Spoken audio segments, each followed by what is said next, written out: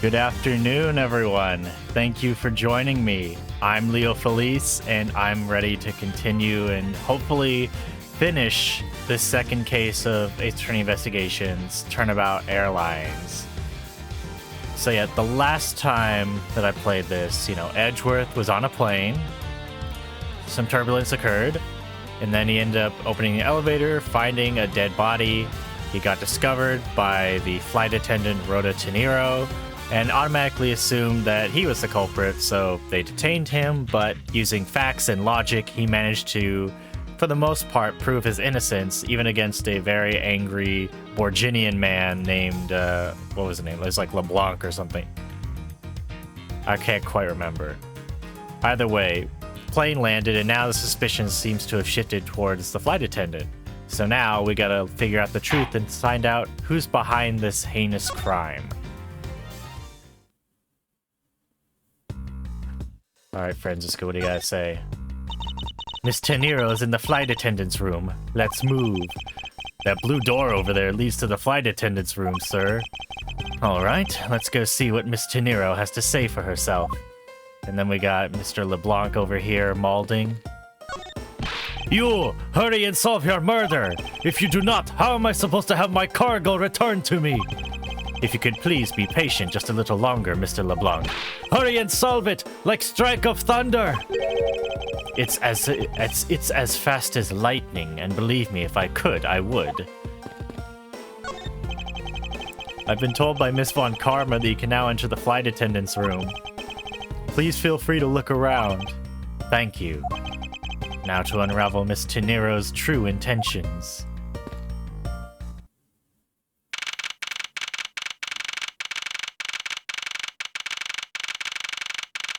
I gotta say, for someone that's kind of being accused of murder, she's surprisingly happy and calm right now. So you're the one that poked around inside this plane without the captain's permission. Damn, she's ignoring her. Deviating from the flight attendant's manual is very unbecoming, you know. What were you hoping to accomplish by doing that? Miss Tenero? Ah, Mr. Edgeworth, you're here too. Can you please help us and shed some light on why you did what you did? All right. This door leads to the cargo hold, but I can't let you through without Miss Von Karma's express permission. That's not a bad way to handle this situation if it was any old case, but this isn't. So, between you and Miss Von Karma, who's better at their job? Oh, there's no comparison to be made, Detective. None. The answer is me. There's sure to be a clue of some sort in this trash can. Detective Gumshoe, if you please, dig through this garbage. My fingers are too pretty to do so. Yes, sir. You just leave the rummaging to me. Scruffy, how dare you go through a woman's trash without her permission? Have you no sense of honor? See, Edgeworth don't give a fuck because he's gay. He doesn't care about women. True and real. I'm sorry. I'm just doing what Mr. Edgeworth told me to do. Ow. Forgive me, Detective. It's pretty easy to tell who sleeps in which bunk just by looking. I'm almost certain that the well-kept one up top belongs to Miss Tenero.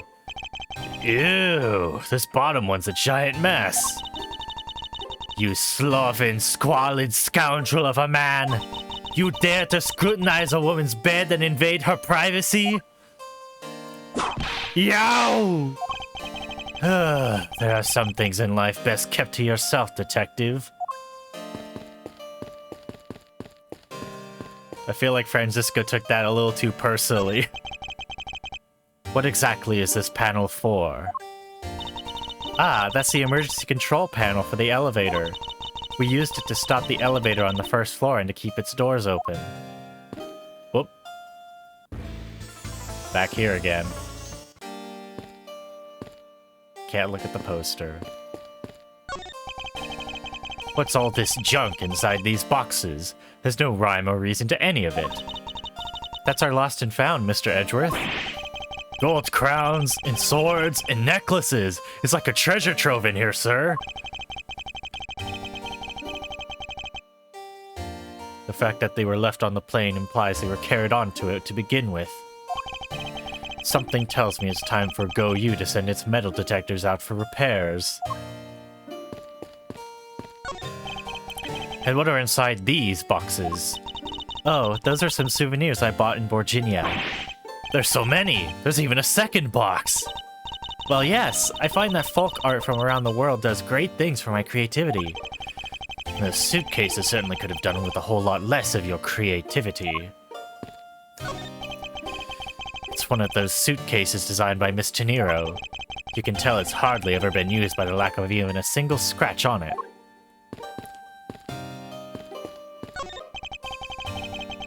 So these are the attendants' lockers, huh? Let's hurry up and examine them, sir. Why must men always be so rude? Besides, who exactly gave you permission to search through the attendants' lockers? Wait, detective! It would be uncouth of us to look into a woman's locker without her permission. Yeah, I guess so. Plus, I feel this murderous draft I can sense a whip not... I feel this murderous draft and I can sense a whip not far behind.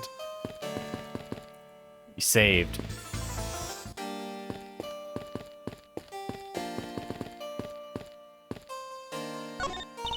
Miles Edgeworth, isn't there something you should be doing right now? Of course. I should be asking Miss Teniro for her side of the story. That's right. And how does that have anything to do with what's over there? Nothing, really? If you already knew that, then why don't you hurry up with the interrogation already? Fine, jeez. Oh, now she looks depressed. Why did you lie about receiving the captain's permission like that? Because I didn't think I'd be able to get his permission. What do you mean? The captain, he only has ears for Cammy. I spoke with the captain a little earlier myself. He definitely seems to be rather taken with Miss Mealy. Yes, and on top of that, I had mistakenly accused Mr. Edgeworth of being the killer. I wanted to make amends. In that case, please allow me to thank you for what you did. Thanks to you, I was able to clear myself of all charges. Really? You were able to prove your innocence? Oh, thank goodness. Miss Teniro, is it? There is one more thing I'd like to ask you. You were in the in-flight shop just before the turbulence, weren't you? Please answer honestly. Yes, I was. And why were you there? Well, Why the sudden hesitation? Franziska seems to have struck a nerve. All I did was go check up on the shop like I always do. You're saying it was for work, then? Yes, I'm in charge of the shop, so I have to keep an eye on it. I don't have any reason to go there otherwise. After your visit to the shop, you paid a visit to this room, correct? Yes, I came back to freshen up and adjust my makeup. I'm sorry, but there isn't much else to tell. Miss Teniro claims to have no reason other than duty to go to the shop. But is that all there is to it? Maybe I should ask her about that thing.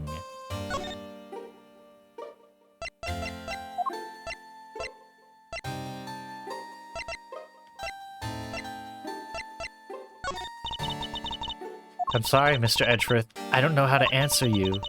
As a professional flight attendant, I'm a failure. She must be worn out from the long questioning session she just went through. But if you could please take a look at this for me, Miss Teniro. Oh, that suitcase! Yes, about this suitcase. You are the one who designed it, correct? And I think I figured something else out about it.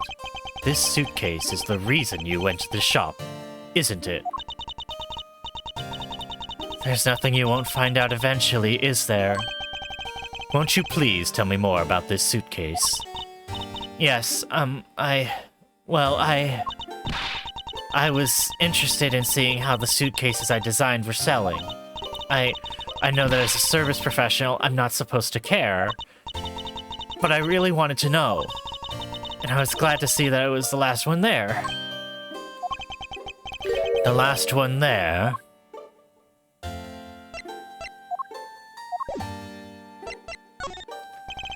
So you're saying, Miss Tenero, that the suitcase in question was the last one?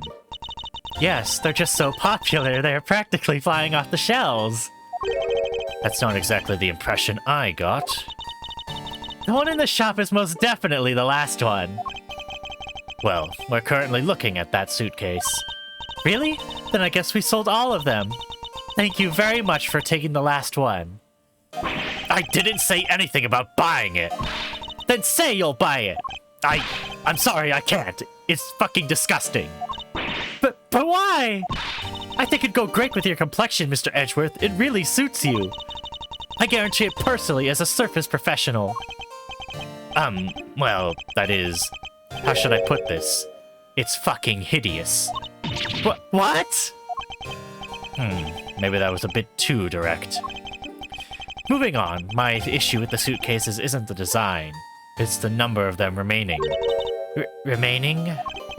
There were 2 suitcases in the in-flight shop when I investigated it. 2? But that's impossible.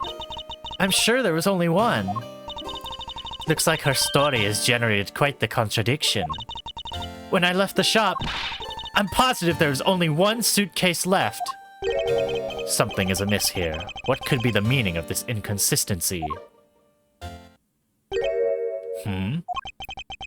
By the way, Miss Tenero, what is one of those suitcases doing here? That's... I thought you said there was only 1 left. That one is, it's mine. I've used it for a very long time now.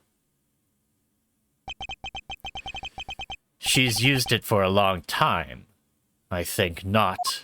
Miss Tenero, I'd appreciate if you wouldn't lie to me. Excuse me?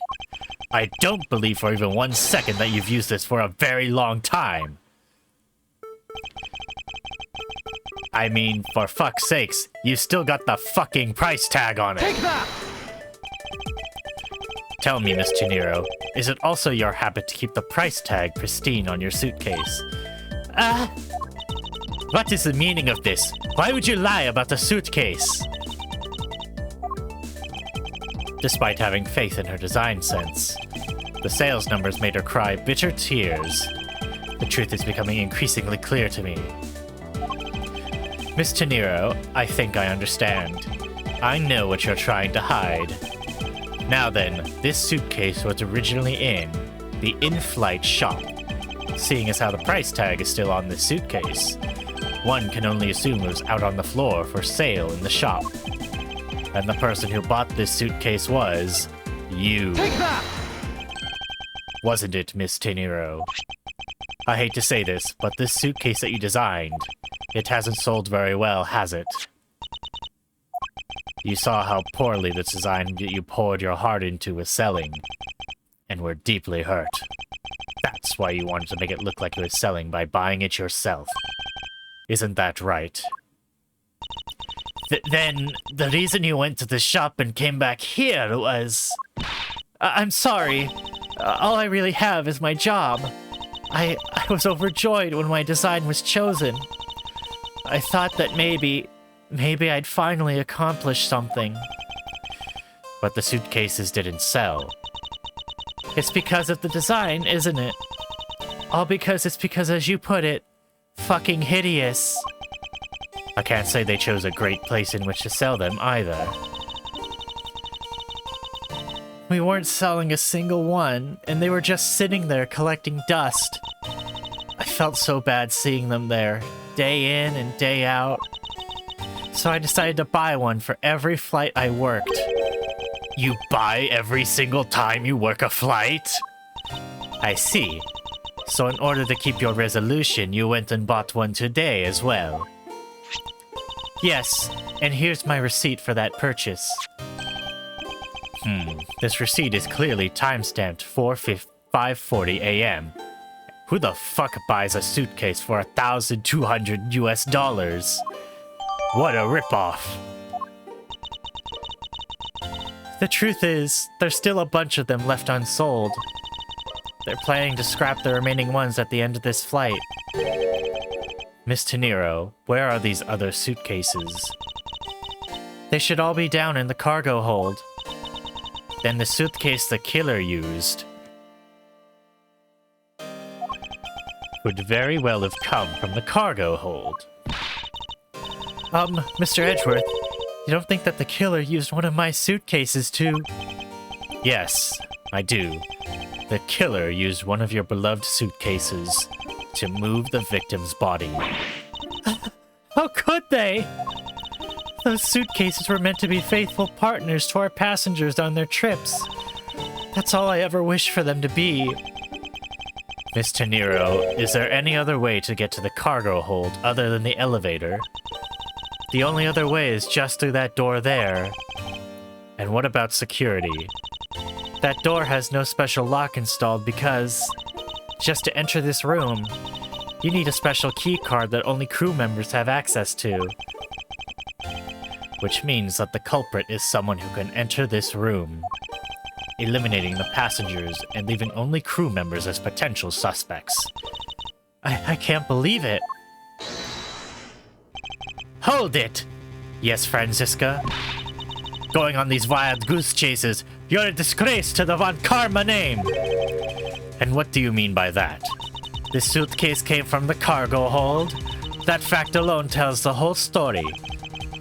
Yes, which is why I said the culprit must be a crew member who used their keycard. Miles Edgeworth, you're proposing that the killer rode the elevator from the cargo hold, correct? Yes, that's the only realistic possibility. That other attendant, Miss Millet. I asked her earlier and she had this to say. Franziska got information out of Miss Millet. In order to make the elevator go down to the cargo hold, a different keycard is required. A different one. Yes, and the only person who holds that particular card is you, Miss Rhoda Teniro, and only you! Ah! What? Is this true, Miss Teniro? Yes, I keep that key card in my locker at all times. Could you please show us that card right now? Yes, hold on. Ah! I don't believe it! What's wrong? The key card, it's gone! Ha ha ha! Very clever. Pretending that your card was stolen when in fact you're just trying to hide it from us. You've really thought this through. Wait, it's not like that! You can tell us all about what it's like down at the station. Officer, arrest this woman! Yes, ma'am. Mr. Edgeworth! You're shit out of luck.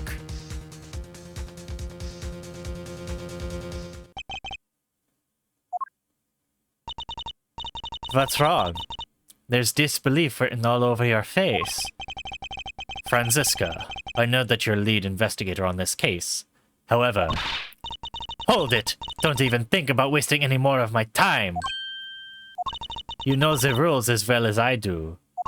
Evidence speaks louder than words. Even if this isn't a courtroom, that basic tenet still applies. I intend to investigate the cargo hold now. What will you do, Miles Edgeworth? I intend to do likewise. To be continued. Right now.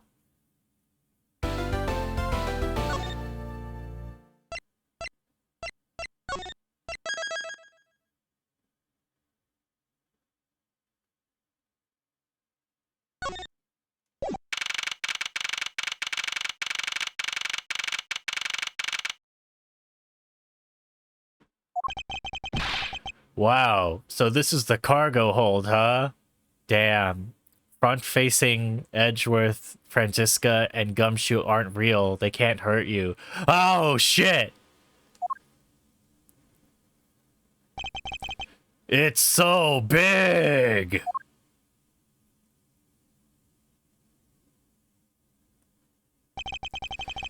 This plane is a special model. It has both a super large cargo hold and ultra luxurious first class seating.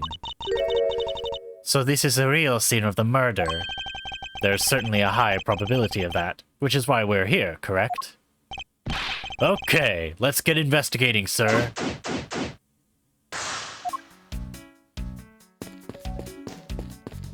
I'm getting out of here. Damn, I can't.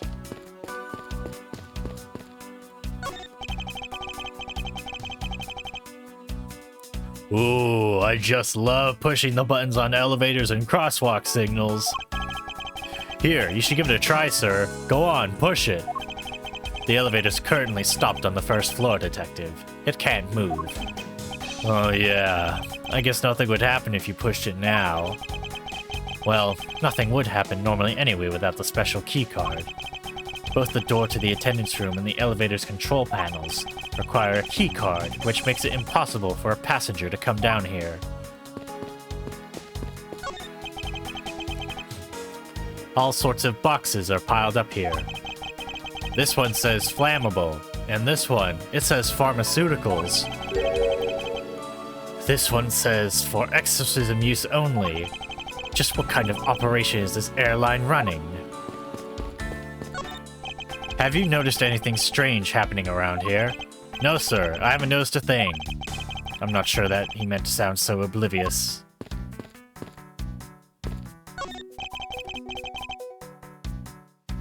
Hey, what's with the suitcase, pal? It's what the victim checked in, sir. So this suitcase belonged to Mr. Hicks. I don't think he'd mind if we take a closer look. There's nothing out of the ordinary in here, sir. Wait, a file? And there's a photo of Miss Von Karma in it, sir. Looks like a profile on Franziska. Why would Mr. Hicks have a file on her?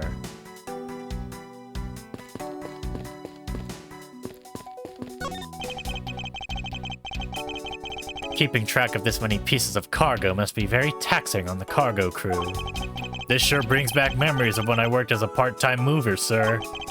By the look in his eyes, he's waiting for me to ask about the rest of the story. But no matter how he pours on the puppy eyes, I have no intention of doing so. I didn't know that this plane was capable of carrying such large pieces of cargo. This thing's as tall as two of you on top of each other, sir. It would probably take 20 of you to cover the entire surface of this monstrosity. What, really? Yeah, I guess that sounds about right. There's really no need to take that throwaway estimate seriously, Detective. Holy suitcases, Mr. Edgeworth. It's like an all-you-could-use suitcase fair. These must be all the leftover ones they couldn't sell. The ones the company's planning to dispose of after this flight is over. This paint job's really cool, don't you think? It practically streams. Artsy. Oh, why not purchase one then? I'm sure it'll bring you much happiness. You think so? Maybe I will. Let's see here. $1,200! I think I'll pass. And Miss Tenira wonders why they don't sell. You need 2 jobs just to buy one. Although, it definitely looks like one is missing. What's this brittle substance I'm stepping on? It's ruining my shoes. It's a bunch of glass fragments.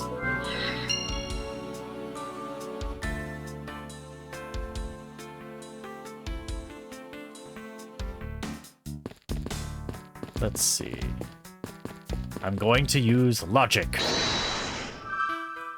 We got the victim's broken glasses and some convenient glass shards.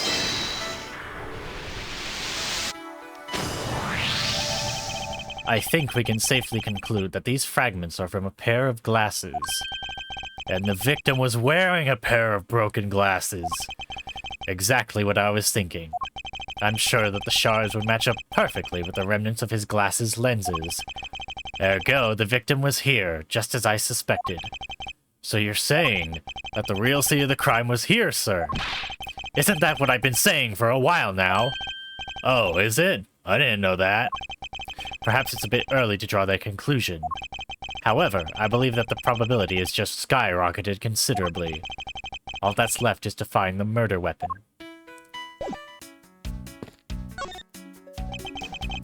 You arrived at the scene of the crime before Detective Gumshoe, correct?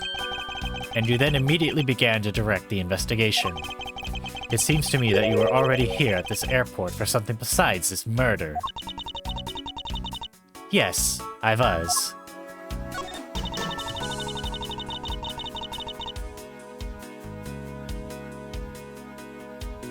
I've been following a very large and involved governmental-level international crime. But it's much too large for one person to take on alone. So it was decided that I should form a joint investigation with Interpol. Interpol is involved.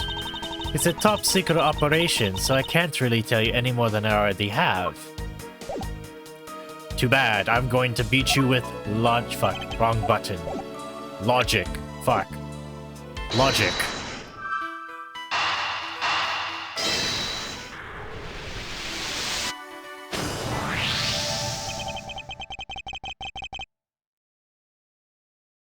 Now, why would Mr. Hicks have documents profiling Franziska?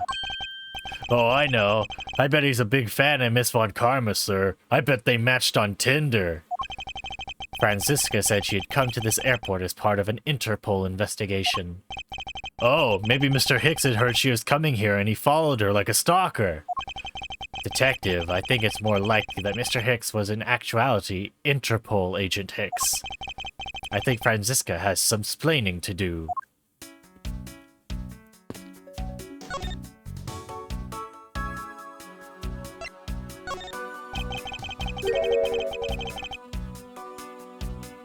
You came to this airport to rendezvous with the victim, didn't you? Nonsense! What are you talking about? We found a profile detailing information about you in the victim's luggage. I suppose it was prepared for him so he could recognize you when he landed. Which makes him not Mr. Hicks, but rather Interpol Agent Hicks. Isn't that correct? I should have known you'd figure it out, Miles. But it looks like they got to him first. So you really did come here to receive an Interpol agent then? Yes. Agent Hicks was on the trail of a very large international smuggling ring. He went undercover to investigate this crime. And it was I who put him on this case. I was supposed to receive a call from him on his cell phone once he had landed. I never expected to receive a call about his murder instead. I think we now have pretty definitive evidence that Agent Hicks came down here to the cargo hold. But what was he doing down here, sir? There's nothing but luggage. Oh, I get it. Maybe he forgot something in his suitcase and came down to get it. Ow! Agent Hicks came down here for a work-related reason. Of that, I'm sure. Yes, I'm sure he was here to investigate the smuggling operation he was observing. Franziska, do you know exactly how he intended to pursue his investigation? No. Unfortunately, I was going to find out from him after he landed. I see. But this raises another question. A normal passenger can't access the cargo hold on their own. Agent Hicks must have identified himself to a member of the crew and entered the cargo hold with that person who let him in. Yes, and then he was murdered here. These glass fragments and his broken glasses are a testament to that. And then the killer put Agent Hicks into one of the spare suitcases and entered the elevator. But while they were riding it up, the plane hit that patch of turbulence. Because of the intense shaking, the suitcase popped open and Agent Hicks's body flew out. At the same time, his wallet fell out of his pocket, spilling its contents everywhere. Which explains why there's money scattered all over the elevator floor.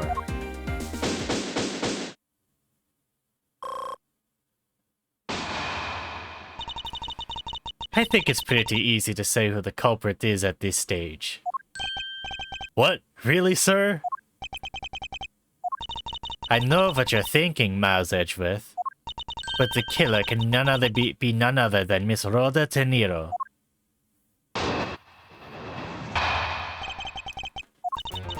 If it was a crew member, any one of them could have shown Agent Hicks to the cargo hold. But the point to keep in mind is the keycard that allows the elevator to come down here. The only person with such high-level access is Miss Rhoda Teniro. I'd say that's a pretty decisive piece of information, wouldn't you? I know what she's trying to say, but I'm not certain it's as simple as that.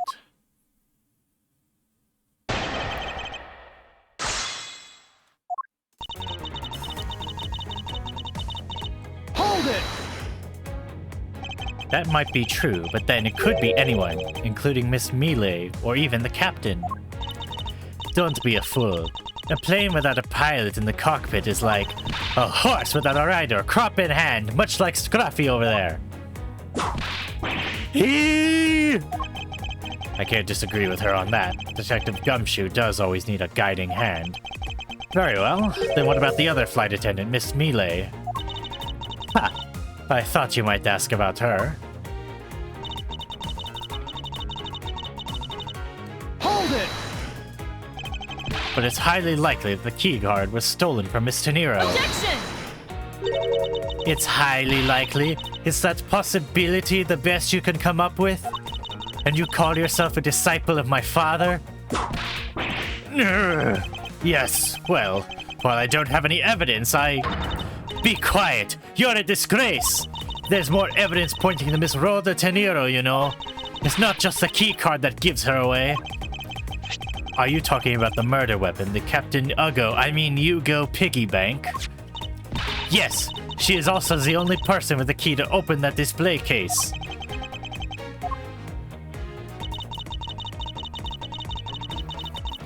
Hold it!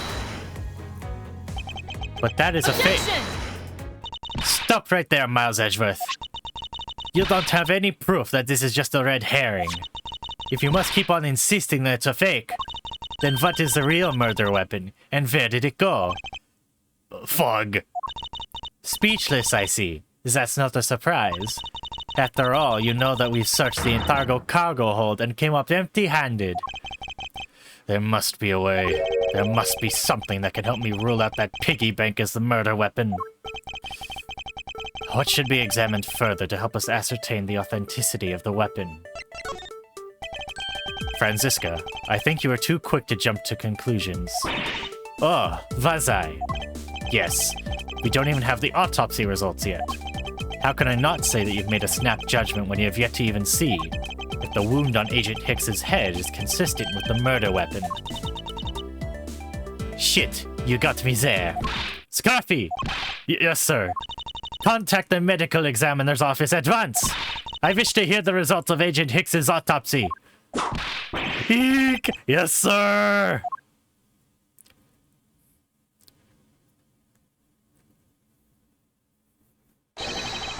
Well, we've got a big problem, Mr. Edgeworth, sir.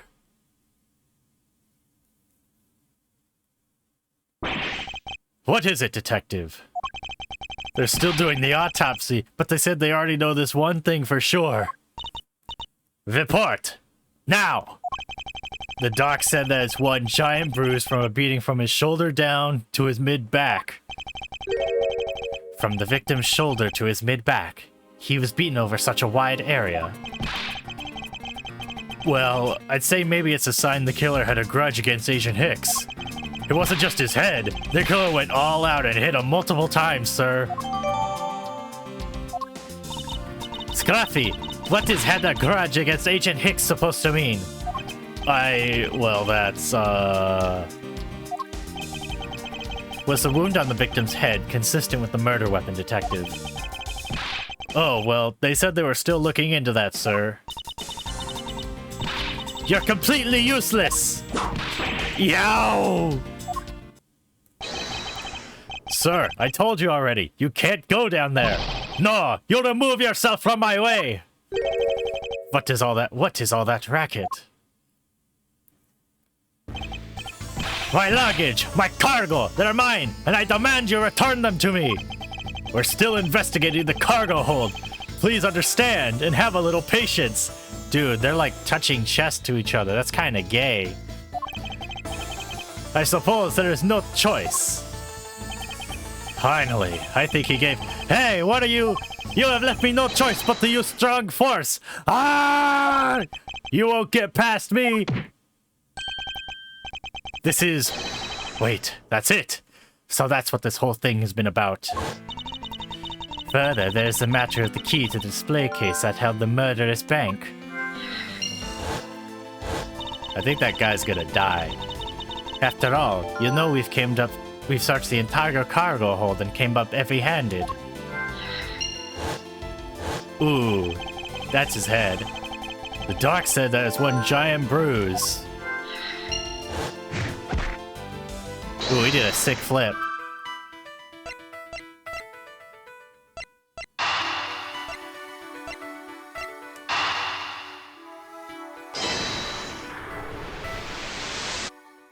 Bug.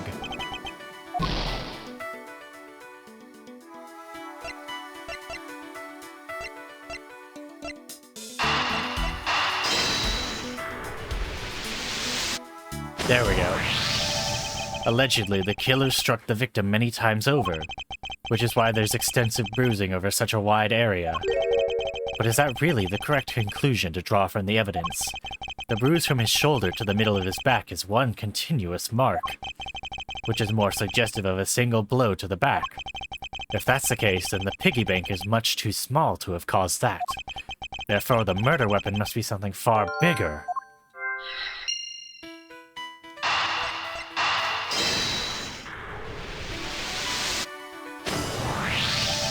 If we're looking for a rather large weapon, you'd think it would stick out. But so far, we haven't found anything that resembles a weapon of any sort. Perhaps, just perhaps, it's something we've all overlooked from the very beginning. Because normally, it's too impossibly big to be taken into consideration. What was that all about? Was he trying to jump his way down here? Franziska! What? What do you want? I found it, Franziska. I found the real murder weapon. You did. He really jumped. We didn't realize it up until now, but the answer's been right in front of us this whole time. He might be hurt. We should go check up on him, sirs. Shut up, detective. There's that pompous attitude of yours again. You should learn to drop that habit. This coming from a prosecutor with a habit of whipping everyone she comes across. Anyway, if you really are a prosecutor, then you'll back yourself up with evidence. You two aren't listening at all, are you? Come on then, show me this real murder weapon you speak of. I don't have shit to show. Humph, I don't have any evidence to show you. Foolish reasoning for a foolish fool from a foolishly foolish fool meant to fool me. What do you mean by I don't have any evidence to show? Perhaps I should have phrased it as that which caused Agent Hicks's death is incorporeal. Forgive me, but I do believe I figured out what the real cause of death was. It was free fall. The victim fell from a great height and subsequently died as a result. In other words, the real cause of death is free falling to the ground. He fell to his death? Yes, this is the only plausible possibility. The victim has extensive bruising on the back of his head and his back, and the only rational explanation for these injuries is that he fell to his death. But the murder happened inside this plane. I know. Are you claiming that there's some place in this plane from which he could have fallen from? As I said earlier, the answer's been right in front of us the entire time. You can't mean... Yes, I do. The victim fell from the top of the stairs of this very cargo hold. What? Then, we're in trouble. We may have a second death on our hands, sirs. Hey you, tell me you aren't dead, pal. Quiet! Why are you screaming? He's alive. And there you have it, Miles Edgeworth. It's not possible that Agent Hicks fell over the railing to his death. That man is living proof of that. I suppose it's true that it's not possible. given the current circumstances. The current circumstances? What is that supposed to mean? Suppose that large piece of cargo wasn't there at the time. What would have happened then? He would have been a Virginian pancake for sure, sir. I suppose that man over there wouldn't still be breathing. If only that wasn't there. He's so annoying. But the reality is that cargo box is there. So there's no point in entertaining your wild hypothetical scenarios. It may be there now, but there's no proof it was always there. Ha! As if there could have been a window of time when that giant box was not there. Ah, but there was. What? You see,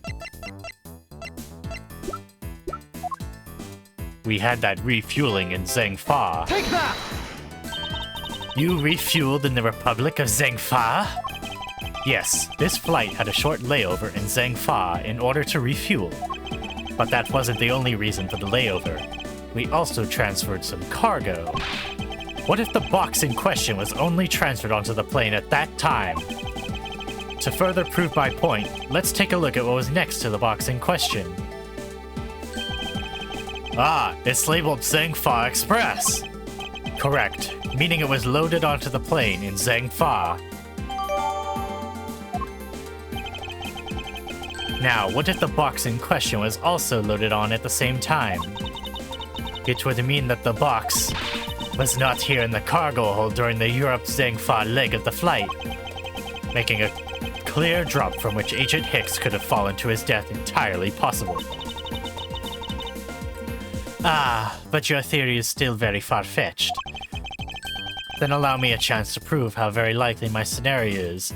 Officer, please move the cargo and push Mr. LeBlanc once again. My first order of business will be to examine that piece of cargo in more detail.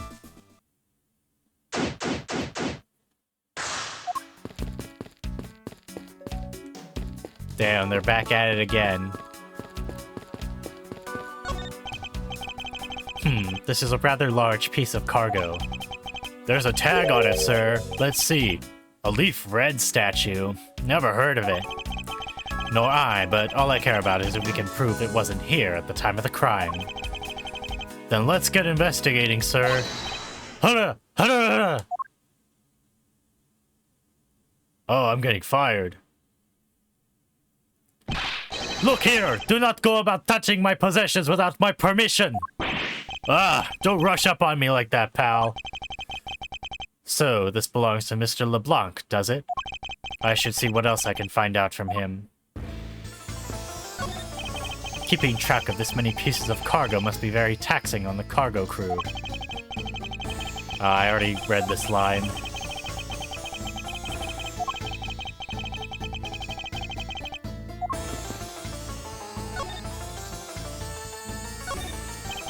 I take it that this large piece of cargo belongs to you, Mr. LeBlanc. Of course it is mine! I shipped this fine piece of art from Europe! This Alif Red statue is worth 10 million cents! No, maybe much, much more! Mr. LeBlanc's reason for choosing this plane must have been the large cargo hold. 10 million cents? I suggest you stop trying to calculate how many packets of noodles that makes, Detective. Darn, how did you do that? I feel like you keep getting better and better at seeing right through me every year. Though I grow with each revolution of the planet around the sun, I have the distinct impression he continues to madly spin in place. Hey, Mr. Edgeworth, so that 10 million cents, is that in euros or in dollars? Does it really make a difference to our case? Mr. LeBlanc, is there a chance that your cargo is related? There is a chance that your cargo is related to our murder case. I was wondering if you would allow us to examine it a bit closer. It is a very valuable piece of art, so no, there will be no touching. I'm going to use logic.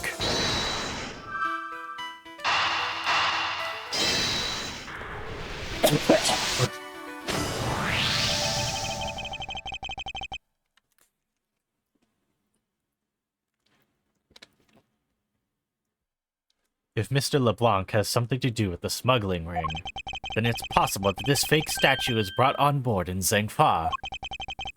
I think I need to question him a bit further. About your statue, Mr. LeBlanc. I wonder if it might be a fake. What? How dare you say my art is fake? I suspect that your statue might be the target of an international smuggling ring. Don't say such fantastical things! Those thieves would not dare! I have the certification of my cargo right here! Do you mean the cargo certification document?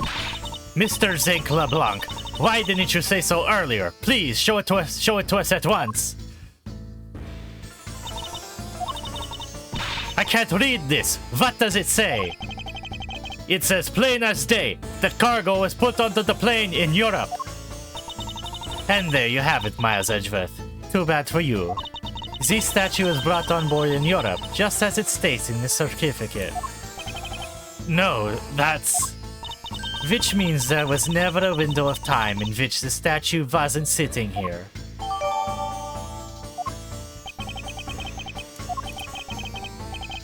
I respectfully disagree. We can't discount the theory until I see the statue for myself. Humph! Then you can have your wish. Look at it yourself and see I am right. This. I know I've seen this somewhere before. This is the Elif Red? It gives off such a feeling of art. I can practically spell it. This statue has a high amount of historic value. After it was unveiled at a museum in Europe, I brought it to this country to exhibit. I believe a closer look is warranted here. So this is the infamous Elif Red statue. What is it, Mr. Edgeworth? Did you find something? There's something wrong with this picture. We should examine it in more detail. Is this spot somehow connected to the evidence I hold? My god, this is not the Elif Red, it's the Elif Yellow! Eureka! Or orange. These eyes are awfully orange, don't you think? Yeah, and pretty. They remind me of sunsets when I was in grade school, sir. I don't think you see what I'm talking about. No, I do, but it's really I just really like the color of the sun when it's setting, sir. Ah, the memories. I remember standing out in that field, spinning with my arms out until I fell ill. I don't care about sunsets! Focus, detective. What color are the eyes in this photo? Huh? Sir, they're red! As I thought, this statue is a fake. Mr. LeBlanc. What do you want? Do you not know I am a busy man? I allow you 2 seconds for your answer. The Elif Red, I suppose this is your pride and joy, is it not? It is the biggest trophy on this European trip. Do you know why I wanted to possess this statue? The trigger started 17 years ago. Better grab a chair, sir. Sounds like this is going to be a long story. Mr. LeBlanc, I regret to inform you, and you have my heartfelt sympathy, but... What is that? Sympathy? For what? You'll see. I'd like you to compare the eyes. That large fellow there has very bright and pretty eyes compared to you. I wasn't talking about the two of us. I meant the eyes of the statue in front of us and the one in this photo. Why the sudden yelling? Now that... Oh... It is a photo of the statue on display at the museum in Europe. Noir! Now do you see, Mr. LeBlanc? The statue before us is a fake. You got skamazed. A fake! I believe that even further examination will be required. Now that we've confirmed that this is indeed a fake. There must be some sort of proof that this was brought on board in Zhengfa, and I will present you evidence that will resolve the remaining contradiction.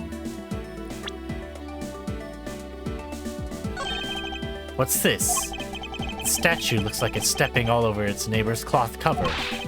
It kind of resembles its owner's attitude in a sense, ho ho. You! What did you say now? Further, my clothing's hem is not being stepped on by anyone. It is too expensive for me to allow that to happen. Please forgive the trespasses of my subordinate. Why should I forgive if the dress passes? Unless it is an expensive dress, you'll keep it.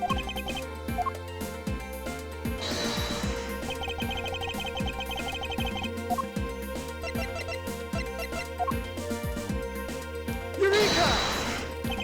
There is clearly a contradiction here. What are you going on about? It's just a simple case of a cargo cover getting stuck underneath another piece of cargo. That's not possible. But it is. It shouldn't be this way, but the statue is on top of the cloth. Supposing that the neighboring piece of cargo was brought on board in Zhengfa, there is no way that any part of it should wind up under something from Europe. Which means that this fake statue was smuggled on board in Zhengfa. But then what about the cargo certificate? Let me ask in return, what about Agent Hicks? Why did he come down here in the middle of the flight? There's only one reason why. To secure proof of smuggling activity aboard this flight. So you say, but I don't believe he had to do that mid-flight. We could have just as easily inspected all the cargo after the plane landed. That may be true, however, you have it backwards, Francisca. Sure, Agent Hicks could have waited until after the plane had landed. But he had a reason for coming down to the cargo hold. Suppose he had found the fake at the airport. It would have been after the swap had occurred. At that time, the suspicion would naturally fall onto the statue's owner, who would have no way to prove that the statue was switched without his knowledge, which means there is someone involved who is forging or modifying cargo certificates.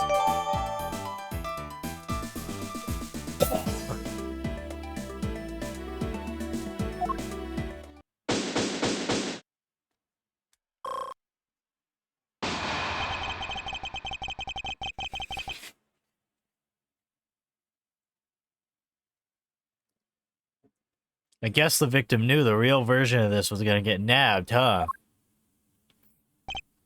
Yes, while this photo could be seen as nothing more than a simple souvenir, it was in fact taken to be used as a reference document later on.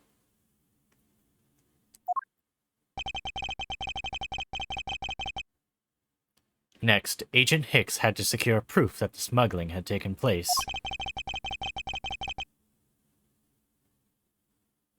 He came down here to take a picture of the cargo hold.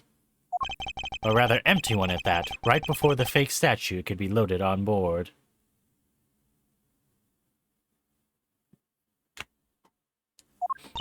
A photo of the hold missing a valuable piece of cargo would have been proof enough. After that, all he had to do was hold the Zhengfa cargo crew and arrest the smuggler. Exactly. This only goes to prove my theory. Excuse me. If the statue is not in the cargo hold during the Europe-Zhengfa leg of the trip,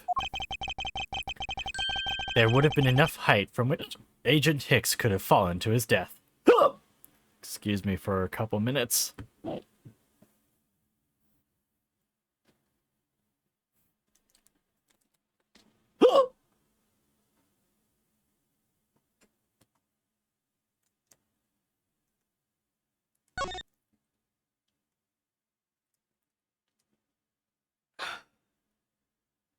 Hello. Please leave your message for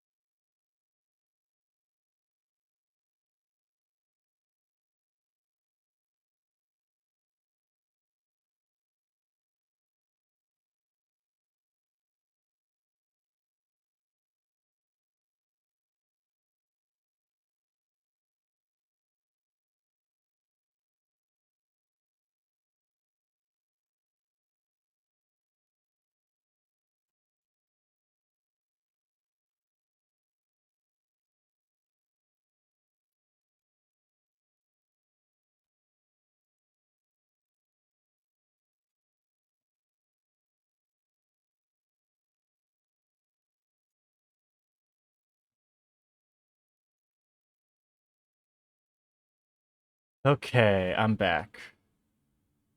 Had to just stop those hiccups, and I figured while I was up, I'd get myself another cup of coffee, a snack, whatever I needed to keep going. So let's get back to it. Officer, move this statue immediately. I want a thorough examination of the floor underneath. Now! Miss Von Karma, I'm ready to report my findings. Go on. After moving the leaf red statue out of the way, we tested the area under it with luminol, and there was a reaction.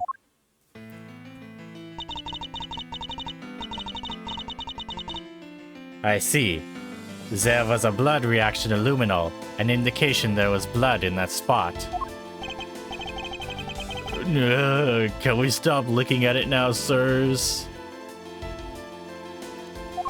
It would seem that my deductions were correct after all. I suppose it would appear that way. The culprit cleaned the blood up well. And how do you think the killer did that? How did the killer clean up all the blood? With this damn rag. The killer used the bloody cloth I found inside this suitcase to clean up the mess. I see. They had a need to clean up all the blood before the plane landed in Zhengfa. Yes, because otherwise the cargo crew would have discovered it during the layover. So you guys are saying that the murder happened before the plane landed in Zhengfa? There's no other conceivable timeline for the events of the murder. But if that is true, then that throws a certain person's testimony into doubt. If the murder occurred before we landed in Zhengfa, then this becomes highly suspect. That bitch Miss Melee.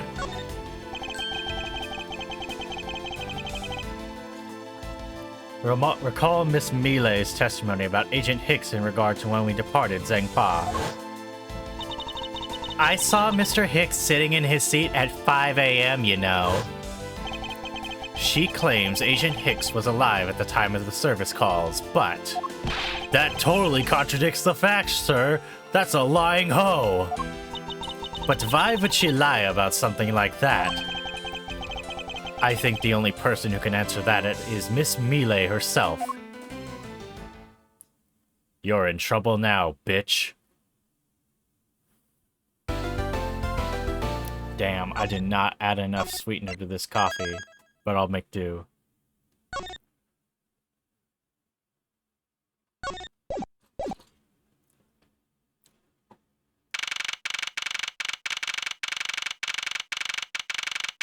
Man, look at this bitch sleeping. Miss Melee. Miss Melee! Huh? Do you recall what you said earlier about when you answered some service calls as we were departing from Zhengfa? Huh? You said that Mr. Hicks was sitting in his seat at that time. However, that is simply not possible, because Mr. Hicks was dead long before we ever touched down in Zhengfa. Oh, Miss Cammy Melee. Maybe I didn't see what I thought I did? No one could make such a mistake so large, Miss Melee. But I make that kind of boo-boo all the time. What a bimbo. This is going nowhere. There must be a better way of resolving this contradiction. Very well.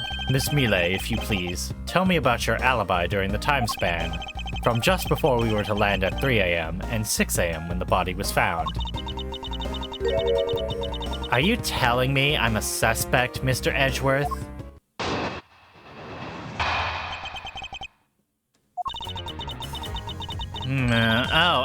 Yeah. From 3 to 4, I was, in the flight attendant's room, all by my lonesome self. Yeah. And from 5 to 6, I was, in the flight attendant's room, all by my lonesome self. How is a man supposed to react to a testimony like that? Miss Melee, wake the fuck up! ZZZ. She fell asleep again. It looks like the only way I'm going to be able to wake her up is by pressing her.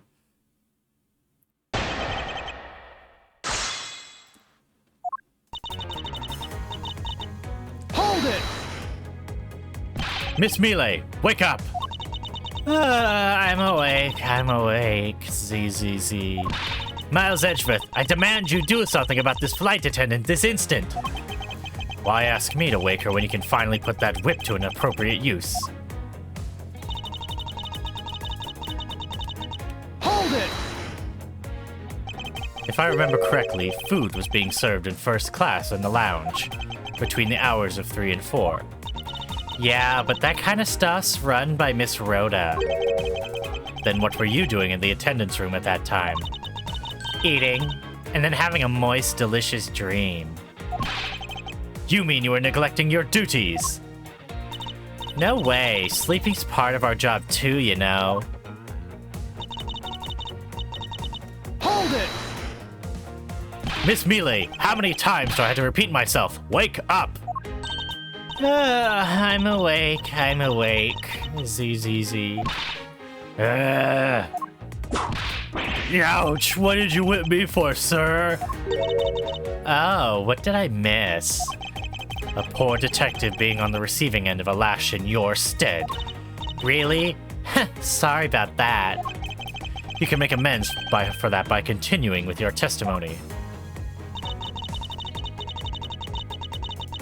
Hold it! So you were alone the entire time, were you? Yeah, no one else even popped their head in to say, hi. Oh, well, I think a contradiction just popped in to say, hi. What should I do? Should I raise an objection? Miss Mealy, there's a clear contradiction embedded in your testimony. Huh? What are you talking about? It's not possible you were alone in the attendance room the whole time from 5 to 6.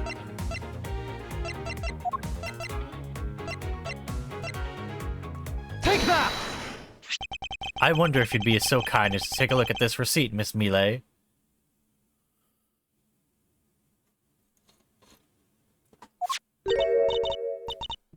Huh? A receipt? For what? It's for the suitcase Miss Tenero bought. Now, if I may direct your attention to the timestamp. As you can see, it clearly says 5:40 a.m. Miss Tenero. Yes? Huh? Why is the killer here? That's kinda sus. I thought you'd have her locked up by now. I requested that she be present as a witness so we may straighten out your complex lie. Now then, Miss Tenero, between the hours of 5 and 6 a.m., you took a trip from first class down to the first floor in-flight shop, correct? Yes, I went to the shop to buy a suitcase, after which I went straight to the attendance room to drop it off. And did you see Miss Mealy there at that time? No.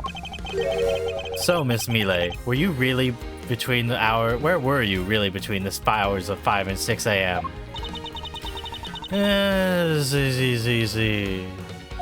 Miss Cammy Mealy! Huh? The bathroom? I'll be the one to ask the questions here. Yeah, maybe that's it. I probably just missed her. Nature calls, you know. Do you take me for a fool? That's a little too convenient to be true. But it's the truth. Cross my heart. I don't have enough conclusive proof to counter-argue her at this age. You don't believe me, do you? But please, won't you give me a chance and hear me out? Look, I know you're suspecting me because I'm one of the crew. But you'd think that maybe you should also suspect Miss Rhoda, too. She's the one in charge of the elevator keycard in the shop, you know. If you ask me, that makes her super sus. Please leave Miss Tenero out of the conversation. Only you are under suspicion for now. I don't get it. Why are you covering for Miss Rhoda all of a sudden? Oh, now I get it.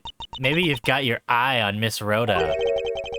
Of course I'm keeping an eye on her. I can't very well let her escape, can I? Never mind. But you want to know something?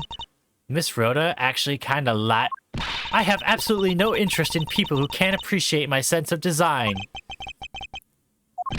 Now's not the time for this sort of talk.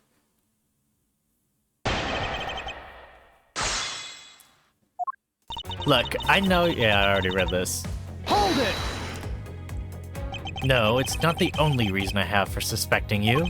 Your statements regarding Mr. Hicks also turned out to be a bunch of lies. But say I wasn't a flight attendant. You wouldn't suspect me then, would you? Yes, I suppose that's true enough. Hold it! She's already being detained for further questioning, or have you already forgotten? Oh, yeah, guess I just forgot. Cammy, don't tell me you suspect me too. Sorry, can't help it. I mean, other than you, there's no one else who could have done it. I can't believe you'd think that. I mean, me, a killer? Miss Mile, what did you mean just now by no one else could have done it? Hold it! And what are you in charge of, Miss Mile? I take care of the attendance room. That doesn't count. But I spend so much time in there. It might as well be my responsibility. Mr. Edgeworth, Cammy's very talented in languages, so she assists passengers who may not speak English, especially those who speak Borginian. She's the only one on this flight who's fluent. Oh, you mean that kind of what am I in charge of? Why didn't you say so in the first place? What else could I have meant? Yeah, so I'm really good at Borginian. She's fluent in Borginian? Then I suppose you're in charge of processing documents in Borginian. Yeah, I take care of anything that has to do with Borginian. Very interesting. Hold it! Actually, your on-the-job behavior makes you super sus in my eyes. Huh? But why? While Miss Tenero's busy with the passengers and all her other duties, you have a lot of free time on your hands, thus providing you with ample time to commit the crime. Objection!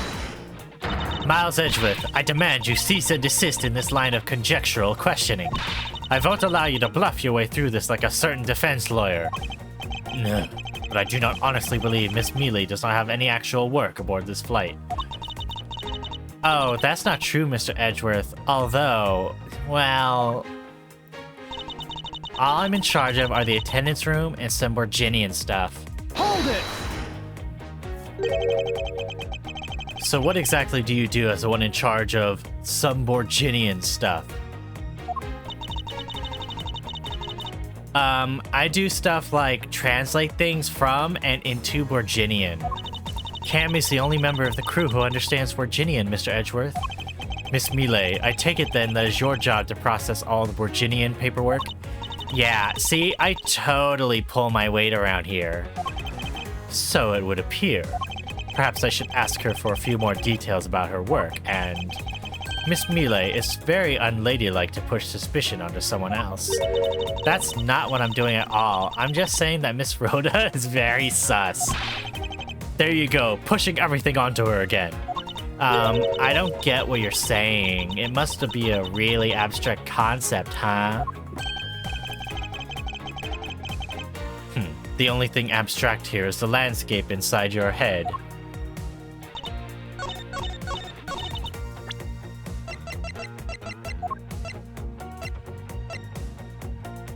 Objection! Bitch, this shit is fake as fuck. So, you're the only one in this flight crew that speaks Borginian. Is that correct? Oh, yeah, I guess so. I studied around in Virginia for a while. If that is the case, then the signature on this document belongs to you, doesn't it? Oh, fuck. This is a falsified piece of documentation with only one purpose: to lead anyone who read it to believe that Mr. LeBlanc's statue was loaded in Europe. The only person who could have prepared or processed this document in Borginian is you, Miss Mile. Without your participation, the smuggling ring of the Alif Red could not have occurred. Don't sleep while I'm pointing my finger at you. Oh, I wouldn't dream of falling asleep on you, Mr. Edgeworth. Damn, bitch. It is exactly as you say. Are you confessing to have participated in the smuggling? No, far from it. It's true that I was the one who signed off on that document. But you can't use that fact alone to make your allegation of smuggling stick. There's no direct correlation after all. All you have is my signature on a piece of paper. Really, all you did was sign it. I neglected to check if the cargo had been loaded onto the plane properly. So sorry about that. It seems that she's finally woken up. This is going to be one tough fight. Suppose, and this is just a supposition, even if I was involved in the smuggling, you can't throw the charge of murder on me just like that. Objection! If you were involved in the smuggling, you would have had a strong motive to kill, you fucking bitch. Agent Hicks was in the middle of investigation regarding the smuggling ring. And just when he was about to close in, he's killed by a member of that ring. Well, did you ever stop to think that maybe Rhoda's the smuggling ring member? After all, unlike me, Rhoda has access to many things on this plane for work purposes. Humph. So perhaps there is some element of a setup in play at this case. What are you talking about? Don't worry, I wasn't talking about you. I meant the killer. First, it was myself. And now, there's Miss Teniro who's under the microscope. It seems to me that our killer is going to great lengths to pin this crime on anyone they can. You have no proof that Rhoda's being set up, or that she isn't. Actually, I believe that she was indeed the intended target from the very beginning. I believe that the plan was to push all of the blame for the crime onto her. And this evidence will prove my suspicions.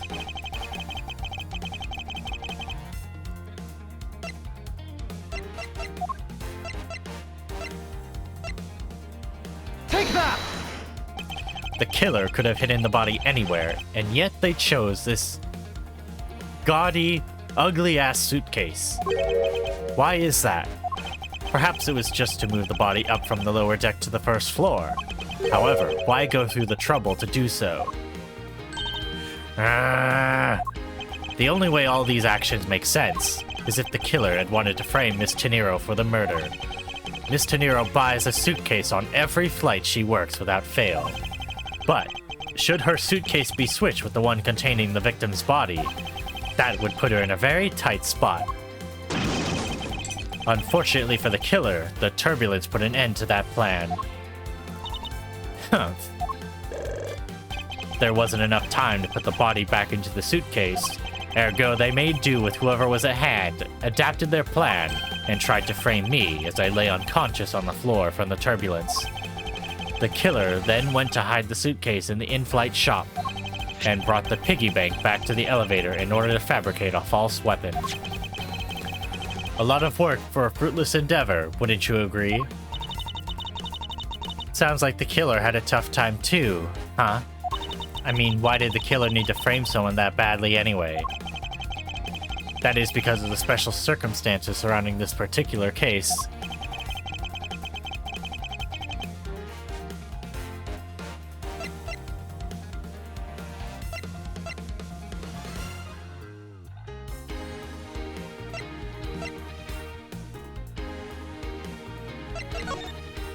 The special circumstance is simply that the murder took place on a plane mid-flight.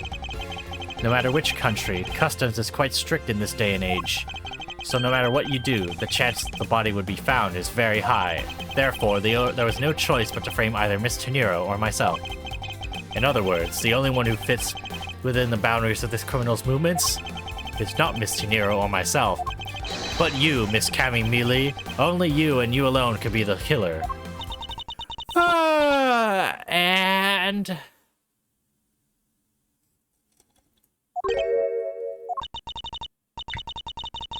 Are you done already? I was about to fall asleep again. Anyway, let's be honest here. You don't have anything on me other than a whole lot of circumstantial evidence. Ugh. I can see the outline of how the murder occurred, but I have no definitive evidence. And there isn't a piece of evidence that's still unaccounted for. Something I can still can't quite fit into the big picture.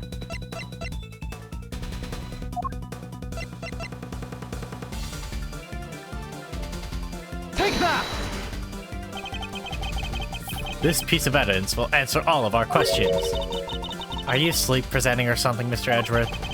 No, as you can plainly see, I am wide awake. Ha ha ha, I'm afraid you failed. You were making so little sense that I thought maybe you were asleep. Ah, talk about a Dr. Sleepy Miss Hyde-esque in transformation. Okay, it's gotta be the phone then. Take that! I don't have any actual evidence. I thought not, but that's because it went missing and still is. Missing? What do you mean by that? In the complex puzzle that is this case, there was one piece I kept getting stuck on, and that is the victim's cell phone. Franziska, you were waiting at the airport for a phone call from Agent Hicks's cell phone. Or at least that's what you told me. That's right, but Agent Hicks's cell phone could not be found at the crime scene. You mean the killer took the phone with them? Precisely. I suspect that if we were to find that phone, it would lead us to the killer. Come on, get serious. If the victim fell to his death from that height, wouldn't his phone break as well? We won't know that until we try a little experiment, will we? Franziska, I'd like to ask for your assistance. You know the victim's phone number, do you not? Of course I do.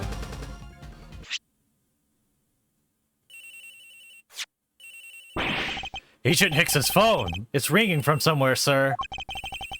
I hear it, Detective. Now where is it coming from?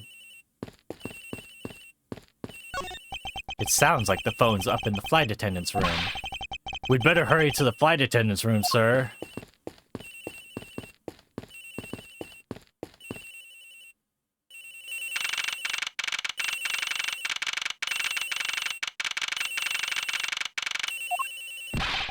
The ringing's coming from somewhere in here, sir. Leave no stone unturned, Detective Gumshoe. We must find it. The ringing's coming from in here, sir. What? No, it can't be. This has got to be the victim's cell phone. Just whose locker is this, sir? It's Miss Tenero's. What?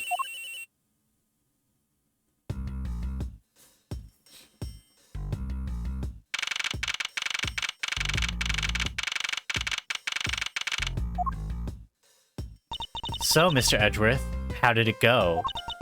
Where did you find the phone? You fucking bitch. I found it in the flight attendant's room, in Miss Tenero's locker. What? But... Rhoda Tenero! I don't know anything about the phone. It wasn't me. It wasn't me. Miss Von Karma, is it? I suggest you arrest Miss Rhoda Tenero right away. Objection! Wait, I have a theory. This is related to the incident with the keycard. When the killer went to steal the keycard, they conveniently stashed the cell phone in Miss Tenero's locker at the same time. Objection!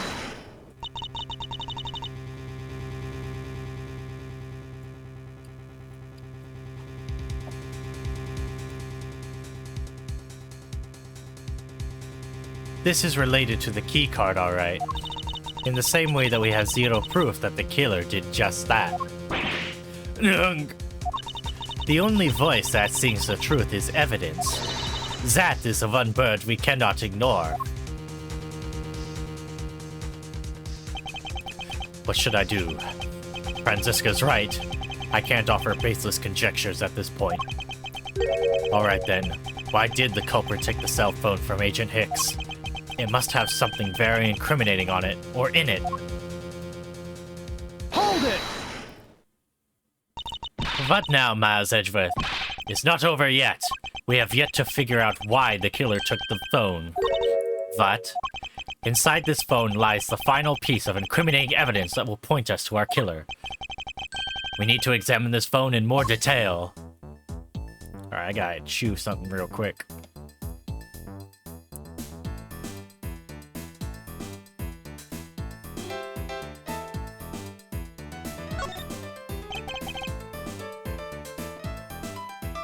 The LCD is broken. Without a screen, you can't even place a call with this. This must be the switch that opens the phone.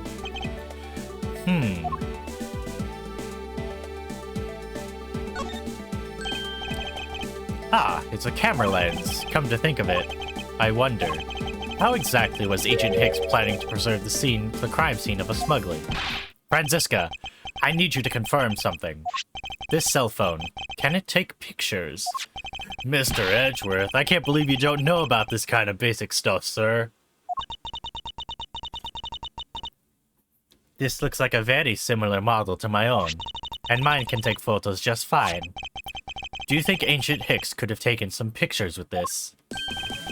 In particular, pictures as evidence for his smuggling case.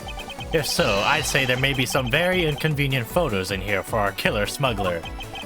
But the phone's all busted up, sir. Even a super prosecutor can't repair a broken phone. Gnurk! I'll find a way, don't you worry about that, you bitch! May I go back to sleep now? Objection! The LCD screens on the inside and outside are broken, that's for sure. But that's also reason enough to believe that the killer wasn't able to erase the data. What? What do you mean by that, Franziska? Looks like our killer isn't very familiar with electronics, like a dumbass. This phone still rang when I called it, meaning that only the LCD screens are broken. It's possible that the photos are still inside, waiting to be accessed. All we need to do is transfer the data to my phone. Franziska, your phone, if you please. Very well. It's transferring. Alright, displaying it now. This is... Agent Hicks was most certainly trying to obtain some evidence for his smuggling case. Hey, the elite friend's nowhere in this picture, sir. But this has no meaning as a piece of evidence in this murder case, right? Ouch, she's right. There's not much we could find out from this about Agent Hicks's killer, sir. Is this it? Is this the end? Is there really nothing in this photo we can use? What's all this? Oh, they are cargo shipped from Virginia to Zhangfa. So the reason they aren't here now is that they were dropped off in Zhangfa. Mr. LeBlanc, can you tell me the contents of the boxes? Unfortunately, there's no English written on them anywhere. One cluster of boxes is written in Borginian. It says, hurrah! It is cloth in English. Cloth? Could it be? Is this where the killer... What? What for is that scary face? Miss Millet. Yes. It appears that Agent Hicks was no ordinary investigator. He left us with a piece of evidence after all. A striking piece that will point out who his killer is. Ha! Maybe you shouldn't force your mistaken reading of a simple picture, Mr. Edgeworth. The Borginian cargo in this piece of evidence will point us straight to the killer. Take that!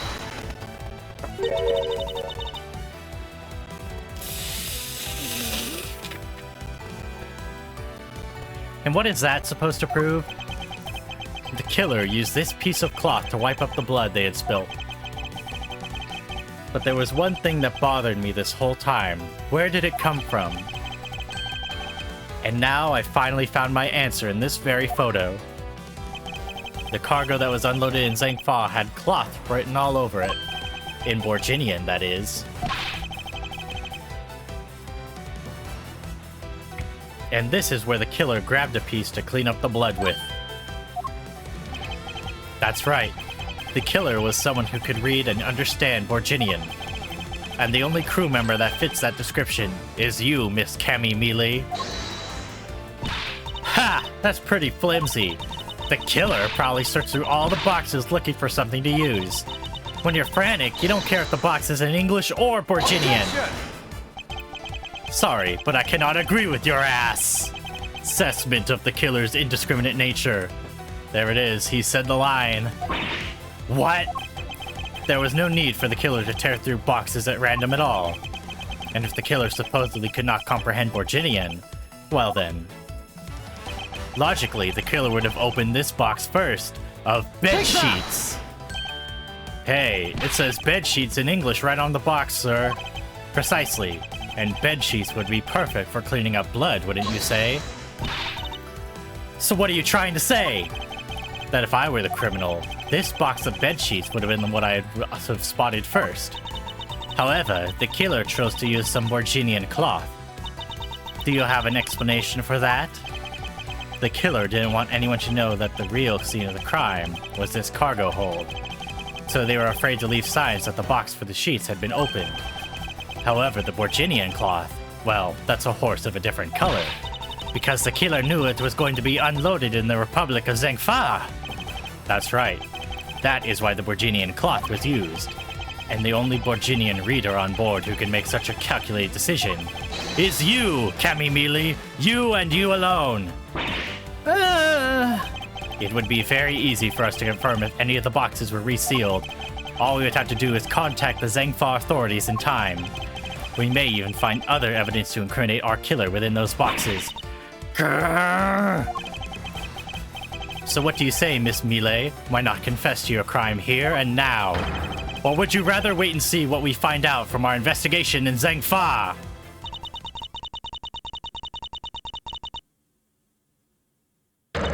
Ooh, no! Ooh, damn. Those bubbles are popping her ass.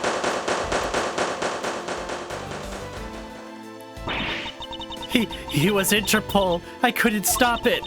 I brought him here. He started taking pictures. I couldn't be found out. I was scared. I was in trouble. I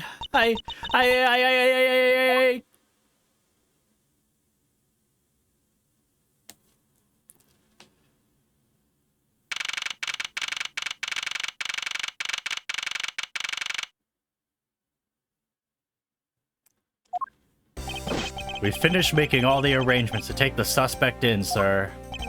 Very good, detective. What about the smuggling route? Did she say anything about that? They're taking her down to the precinct now. Hopefully we can get more out of her there. Whenever we even approached the topic, she just started foaming at the mouth. It was scary, sir. She probably wasn't prepared to commit a murder all of a sudden. One thing's for sure, the ring behind this whole mess means serious business. It looks like there's a lot more to this case than meets the eye. Mr. Edgeworth, I just wanted to say how much I appreciate everything you did. Thank you very much. It was nothing.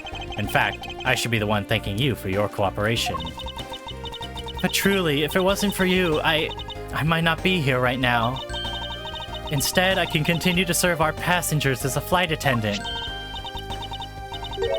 I hope that, well, please accept this as a token of my appreciation. Oh, hell no, I don't want that. That's... I see. You don't have to take it if you don't want it. No, I mean, I would never turn down a lady's generous offer. Unless it's of sex, then I would.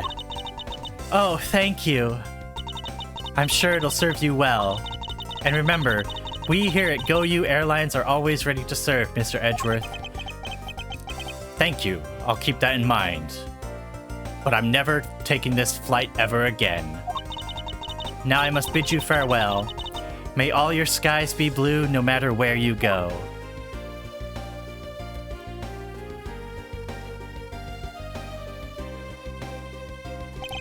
I can't believe we wound up investigating the whole day, sir. But boy, was it fun. Detective, a man just fucking died.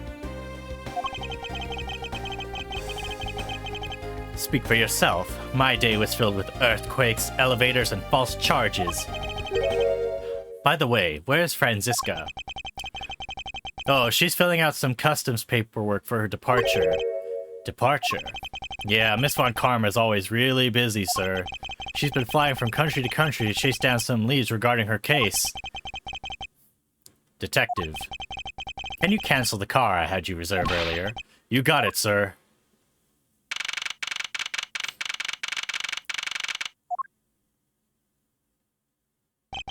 Franziska? I thought I told you when you first landed. I have no time for idle chatter. I have no intention of wasting your time. However, it has been a while since we last met. I also have no time for such familiar reminiscences. Just who do you think I am? You are Franziska von Karma, a very proud prosecutor deserving of much respect. Humph. Until only a little while ago, I was but a wretched mutt who is always losing to you. A dancing pirouette, living her life on the name and fame her invincible father built. True, your father, Manfred von Karma, didn't lose a single case for 40 years as a prosecutor. However, I wouldn't say he was invincible. What are you talking about? The group I'm on the trail of is a little more troublesome than most. The smuggling route we found this time is only one sliver of the big picture. Sounds like a dangerous assignment. You really don't have to worry. I can take care of myself. Yes, I suppose you can. Plus, there's another agent on this case with me. Oh, another agent. He's a star among Interpol agents and is the highest successful arrest rate. Who knows? You may even run into him one day. Maybe even tomorrow. I was simply caught up in this one case. I could hardly see why we'd crossed paths. I suppose, but I doubt he would say the same. I'm not following you. You'll understand soon enough. The fight has only just begun, Miles Edgeworth. I'll be back in this country soon enough. And when I am, you can be sure I'll pay you back in full.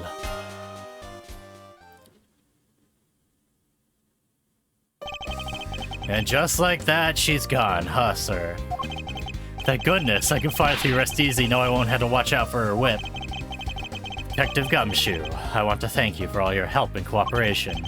Aw, it was nothing, sir. I was just happy to be able to work with you again, ho ho. I think I'm gonna celebrate by adding a little extra salt to my instant noodles tonight. Just how much did you cut his salary by, Franziska? Detective, I was wondering if you might give me a ride down to the prosecutor's office. Sure thing, sir. I'll even fly down the road in the patrol car if you want. Don't make me remind you, Detective. Safety first. Thus, I solved the first case upon my arrival home. Franziska von Karma, the smuggling route she was after. The leaders of that ring had already put their trump card into play. And the players on the other side of this war, they had begun to make themselves known through the next incident.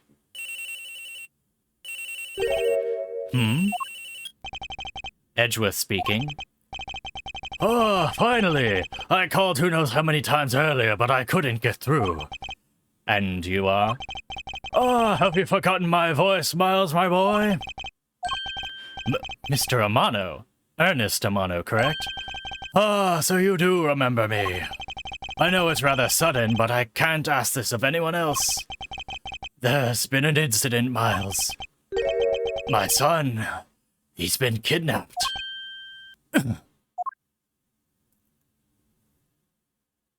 The end. All right. That's it for Turnabout Airlines. All right, I'm going to take another break, and then we'll start the Kidnap Turnabout. We'll probably just do the very beginning, and then probably go for maybe like another half hour, maybe hour at most, and then we'll see how it goes. But break time. I'll be right back.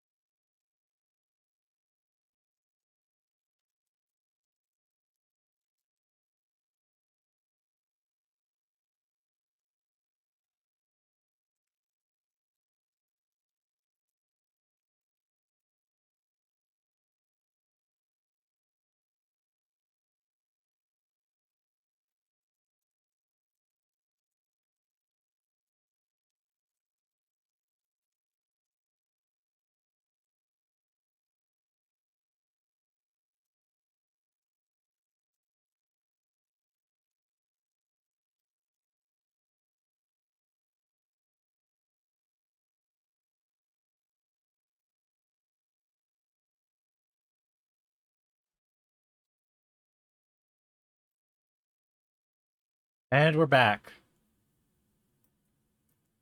So let's go ahead and start the kidnap turnabout.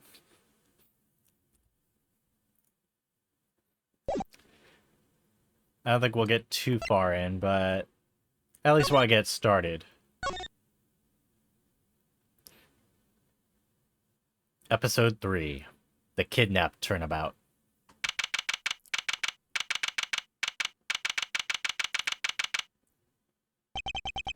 It's time. Don't worry, Mr. Edgeworth. I'll be following your every movement with my binoculars. Good to hear. Now make sure you don't lose sight of me. I'm counting on you for backup. You can count on me, sir. I have to go. The kidnapper's supposed to contact me soon.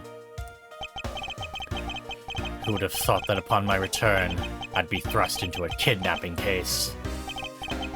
And that I'd have to be the one who would have to make the ransom drop-off.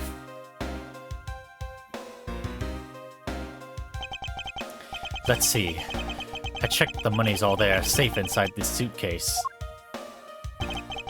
Now all I have to do is await further instructions from the kidnapper, which I'm expecting to be transferred to my cell phone. I wonder who else is around. This is the meeting place, after all.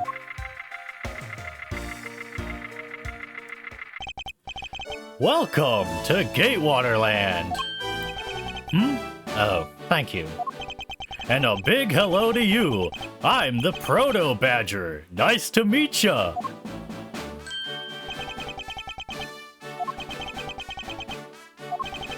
Excuse me, but were you perhaps thinking of taking a picture of me? A picture? Of you? Sorry, but I'm not interested. Aw, that's too bad. Well, have a good day. Hello? Who are you? You're not Ernest Amano. It sounds like the kidnapper is using some sort of voice alteration device. I'm his representative, Miles Edgeworth. Are you a cop? No, I'm a prosecutor.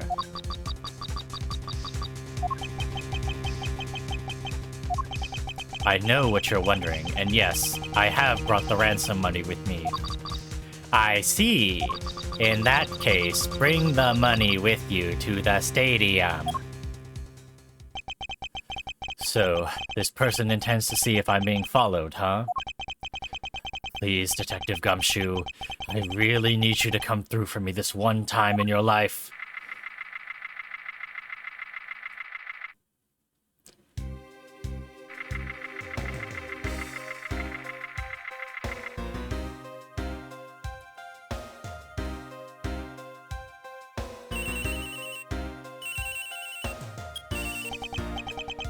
Edgeworth speaking.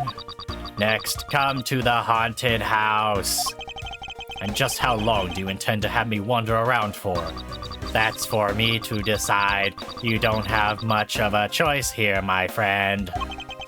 I suppose not.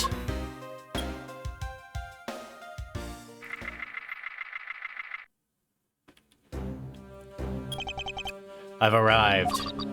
Go inside. Ooh.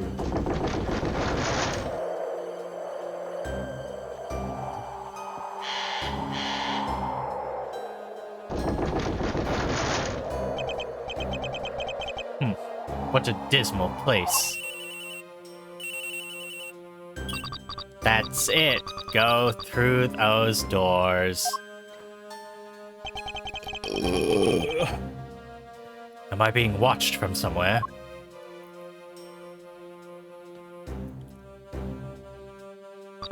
Leave the money and go. Now. Ugh. I was hoping for an exchange, but maybe I should do as they say for now and not push it.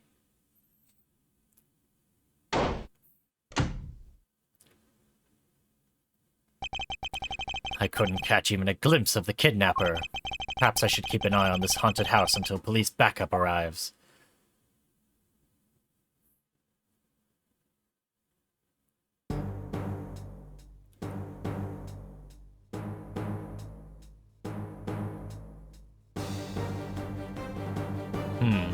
I could have sworn I heard something, but no, it must have just been the wind. Ouch! Ah, it was a trap.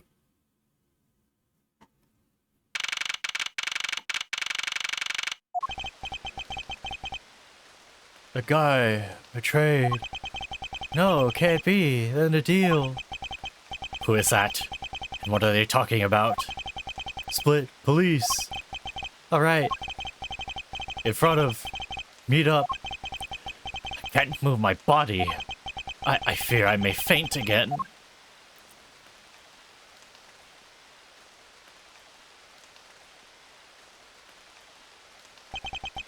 Where am I? How long was I out? It wasn't raining like it is. It wasn't raining like it is now when I made the drop-off. This was supposed to be a simple affair. So why have I been taken hostage as well? I can only assume Detective Gumshoe lost sight of me at some point. The only reason I agreed to be the drop-off man was because of that phone call. It was from Mr. Ernest Amano, the director of the powerful Zaibatsu, the Amano group. But aside from that, I also owe him a great debt of gratitude. His only son, Lance, had been kidnapped. I know that Lance is already in his 20s, but I guess some things you never grow out of.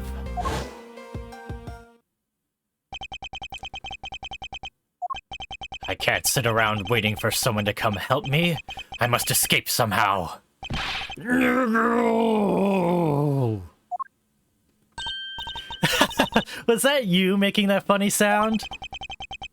Who's there? And how dare you laugh at a gentleman's plight? Oh my god, it's Best Girl.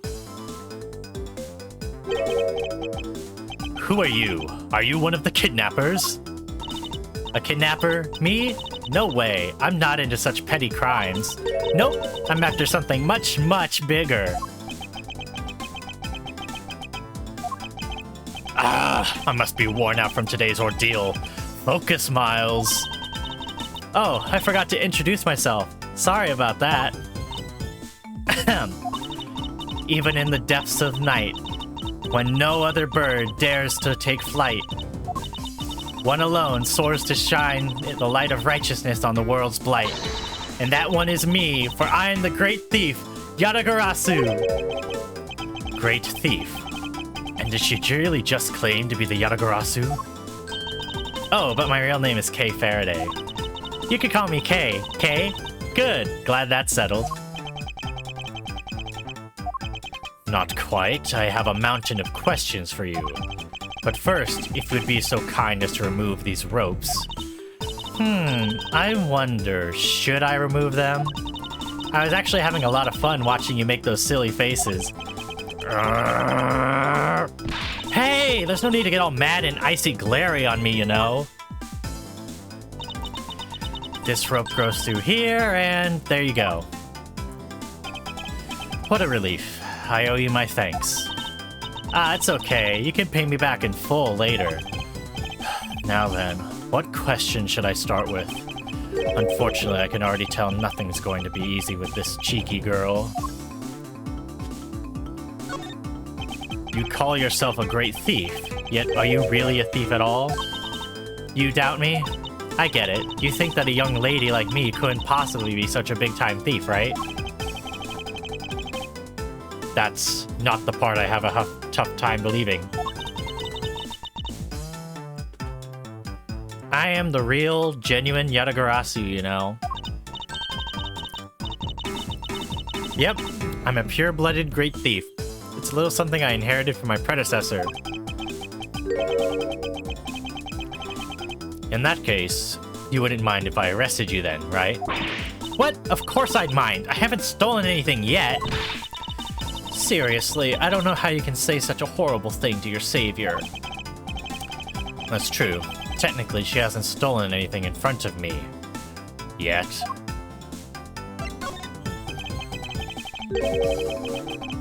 When you say you're the Yatagarasu, do you mean you are the Yatagarasu? Yep. The most righteous of the righteous, the legendary great thief. But I inherited the title only recently. So I haven't had a chance to steal anything yet as the second Yatagarasu.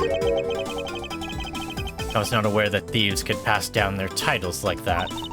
But don't worry, I've got some big plans in the works. Big plans, huh? They wouldn't happen to lead into a big arrest, would they? I knew it. There's just no reasoning with a prosecutor. I'm not the problem here. I'll have you know that the Yatagarasu has no interest in stealing petty trinkets. There's only one thing, and only one thing I want to steal. Only one thing. And what would that be? But that's gonna have to wait until we find our way out of here. Well, at least there's one thing we agree on.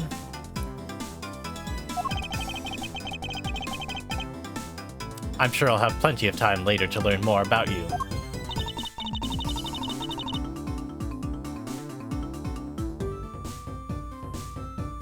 So you never told me what your name is, Mr. Prosecutor. Ah, I guess not. I'm Miles Edgeworth. Aha! Now I remember. How can you remember something I just told you? But she sure is cheery. Alright then, Mr. Edgeworth, let's get out of here.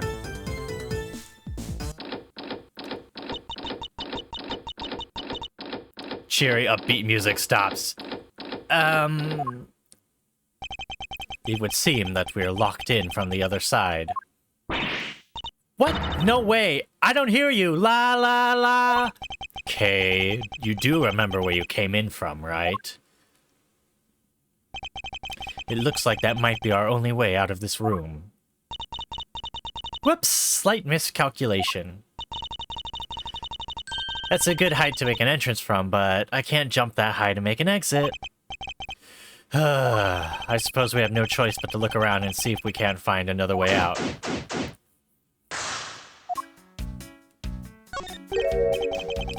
Isn't this my phone? Looks like I made it through the ordeal intact. If only there was a way for us to contact someone on the outside. But we do have a way right here. Ah, there's a cell phone here this whole time. If I'm right, Detective Gumshoe should have contacted the precinct for backup by now. Mr. Edgeworth, sir, are you okay? I was so worried, sir. I'm fine. I was knocked unconscious for a spell by the kidnapper, that's all. I'm sorry, sir. I'm such a failure. If only I hadn't lost sight of you. Detective, we don't have time for this. Have the police set up a perimeter right now. You don't have to worry about that, sir. I already got the boys working on that. But in doing that, I sort of... Ah! What's wrong, Detective? Sorry to butt in. I'm afraid you're gonna have to make do with me. Who is this? Shilong Lang of Interpol. A pleasure to speak with you, Mr. Edgeworth. I heard a great deal about you.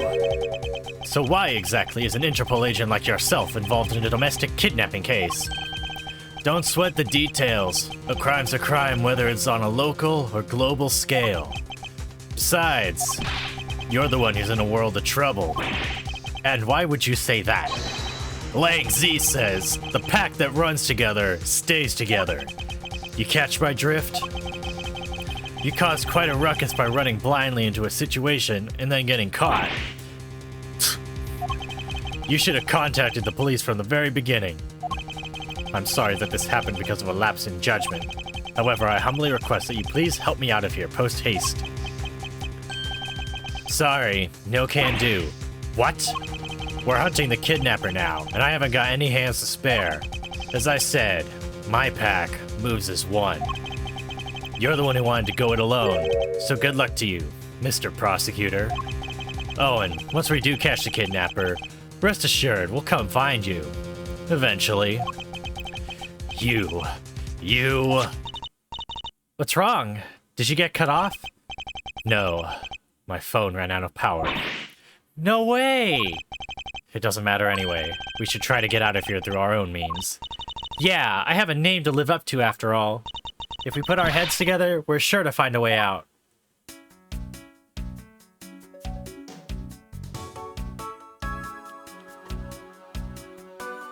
Ugh. Goodbye, coffee. What is this? Looks like the Bad Badger, and it's looking as bad as ever. Looks like a costume head to me. I guess the Bad Badger's costume is, at the very least, a two-piece, huh? The real question is, why is only the head sitting out here on the floor?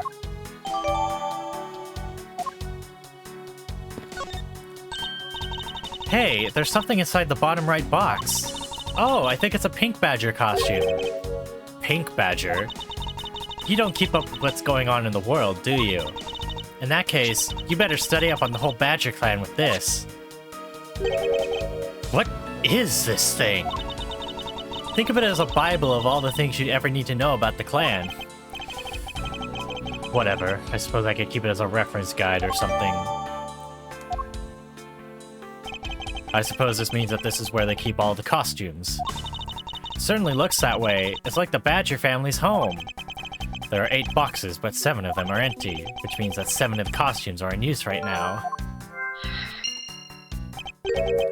But aren't these Badgers the mascot of the police force? Well, I heard that the police had a hand in sponsoring this theme park. Probably because the Gatewater Group owes the police from all those cases they solved. They have all the power of the state, and they used it to make a theme park? It's not just any theme park. They have a handcuff-shaped double-looping roller coaster. That's quite enough. I'm feeling woozy just from the thought of such a thing.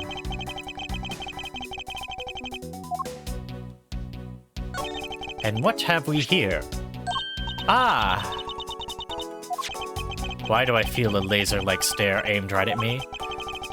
Did you want to take a look? Well, don't mind if I do. Ooh, I see. Yes, this is definitely a key. I'm sure it's a key to something. The something is what's relevant to my interest. Look, it's the Blue Badger. I suppose even this thing can be popular with women. My nemesis! What in the... Why is she beating it up? He's got the word badge right in his name. That's nothing but bad news for someone like me. And to think he's out there wandering around in this park. I better be careful, or he's gonna arrest me by the power of his name alone. I somehow doubt that the Blue Badger has the power to arrest anyone.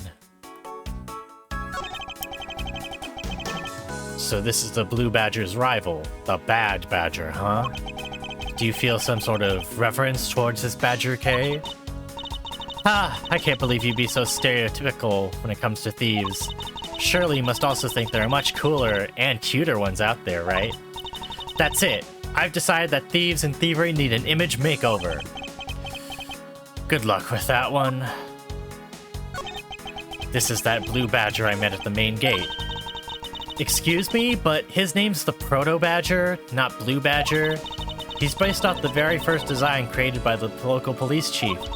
You know, when you compare the two, the Blue Badger looks a bit cuter. I suppose as he continued to redesign him, the chief managed to make him cuter and cuter. Even humanity's come a long way when you think about how much we've evolved.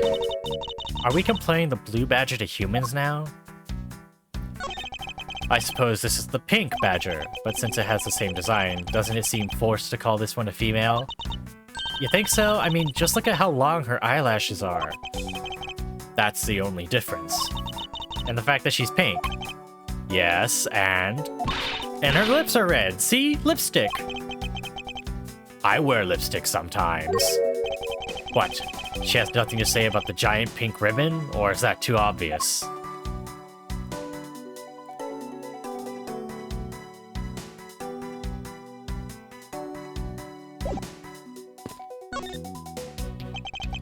This is the beam I was tied to. What's up? I was pondering if perhaps we could make it over to and out the window if we climbed this. Good thinking, and if it's climbing action you need, just leave it to me. Thanks, this little hook looks like it might make for a good foothold. Up you go, Kay, and good luck. Count on it. The great thief Yatagarasu spreads her mighty wings and takes to the skies. Here I go! As I thought, this beam was definitely not made for climbing. What do you mean, as I thought? I'm not your guinea pig, you know. They're holding a Blue Badger photo rally. You didn't know? Plus, it's not just the Blue Badger, it's his whole family, too. If you manage to snap a shot of every member of the family, you get a really posh prize. Well, there's a costume head sitting over there. Why not start with a picture of that? You can't do that! That's cheating! There's only one of each badger in the park, so you had to work for it. Speaking of badgers, there was one sitting against a wall in the haunted house. Seriously? But somehow I don't think that one counts, Mr. Edgeworth. You had to take pictures of the costumed ones walking around the park. So those are the rules of this game. How quaint.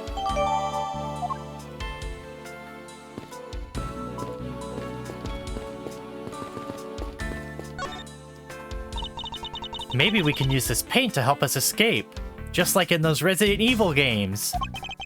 And what exactly do you have in mind? Well, we could paint help in really giant letters.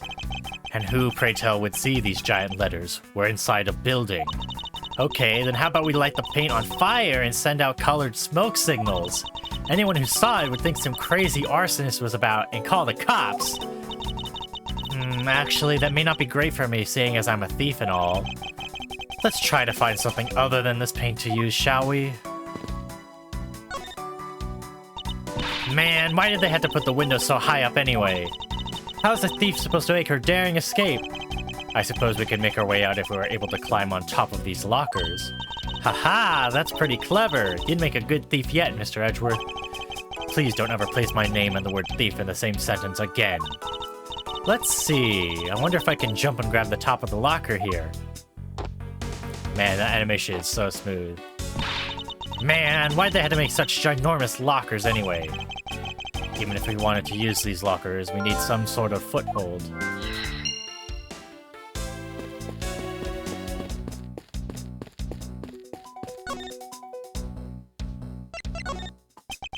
Do you know where the person who kidnapped me went?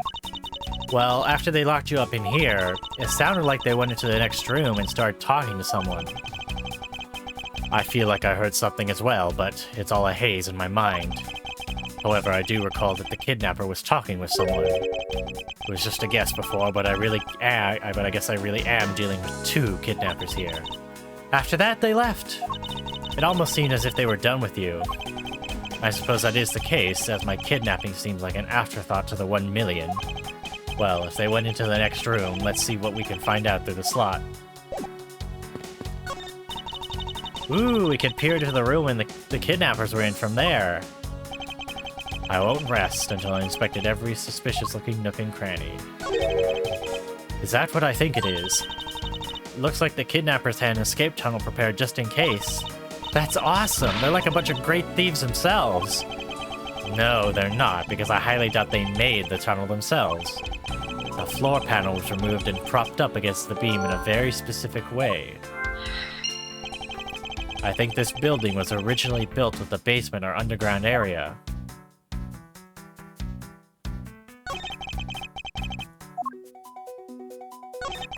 There's a beam in the next room identical to the one in this room. There's even a hook on it to hold up a propped floor panel in place. Which reminds me, did you find something useful, Mr. Edgeworth? Perhaps. I may have found a very handy hint as to how we'll get out of here. There's a door on the opposite side that appears to be the same as this one. Which would mean that I can probably assume that these two rooms are very similar in structure. I believe we may have found our ticket out. I am going to use logic. The beam with the hook. Perhaps it connects to a floor panel.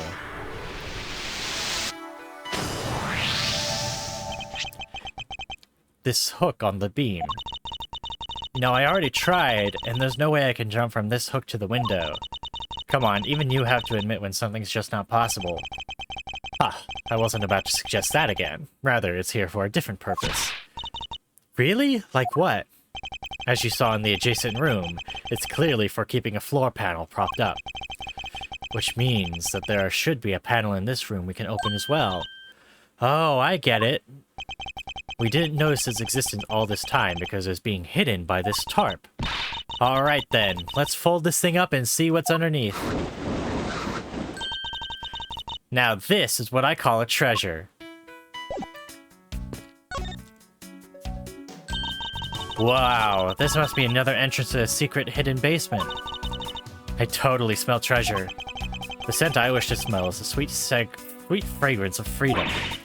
Then what are you waiting for? Hurry up and open the hatch. All right. This thing is locked down tight. Ah, fiddlesticks. Logic time.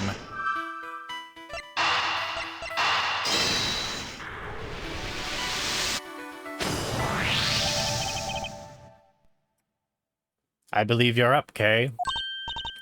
Huh? Why me? Because we need to use the tiny key you've taken quite a liking to. Oh, gotcha. Just leave it to me.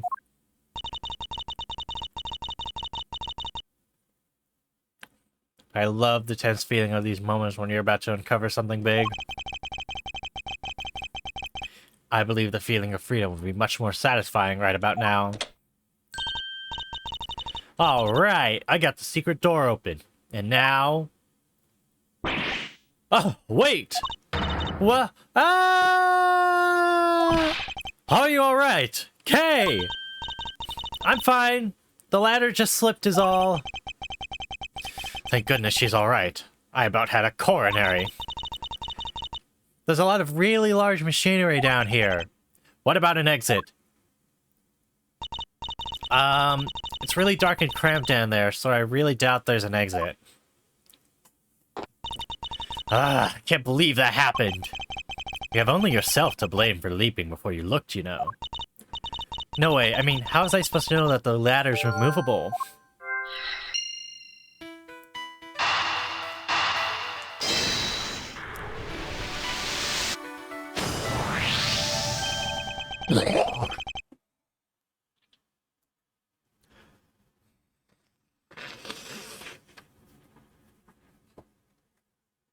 I figured out how we'll escape this prison, Kay? Oh, so how are we gonna bust out? It seems that your reckless actions were of use after all. Are you actually praising me? More of a thank you for giving me an idea regarding this ladder. The underground ladder? What about it? This ladder isn't just for those who wish to go down. Oh, I see. If we use this... Yes, I believe it's long enough to reach the top of those lockers. Well then, what are we waiting for?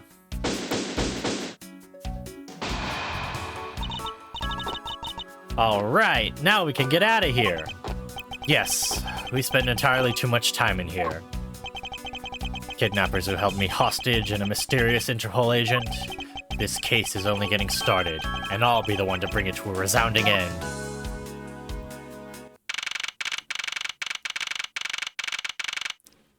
Alright. I think this is a good place for me to go ahead and stop. Because I don't want to strain my voice too much with all this overdone voice acting. So that'll be it for today.